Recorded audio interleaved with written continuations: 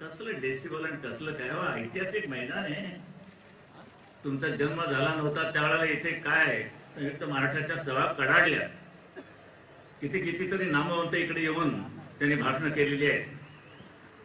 माणसं पिसाळून सोडली होती. गिरणी कामगार पेटला होता. महाराष्ट्राला जी मुंबई मिळाली ना ती गिरणी कामगारांमुळेच मिळालेली आहे, विसरू नका. आपण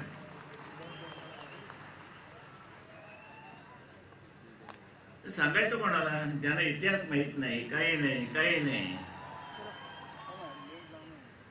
त्याशी मला एक फोन आला. परदेशी माणूस होता. Wow mister Shapright. म्हटलं yes.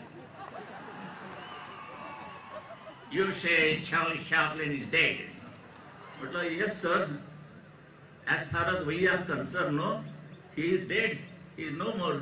No, he is alive. I have seen him. तुम्ही कसं पाहू शकता? अहो चार्ली चॅपलिन गेला, खरंच मेला नाही म्हणे, आहे. नंतर कळला.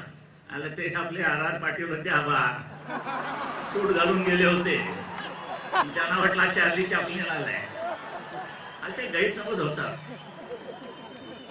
म्हणून मी माझे कपडे कधी बदलत नसतो. घालून येतो पण बदलत नसतो.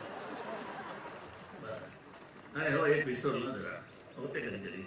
अरे माझे पत्रकार कुठे आहे? जय हिंद, जय महाराष्ट्र, वंदे मातरम.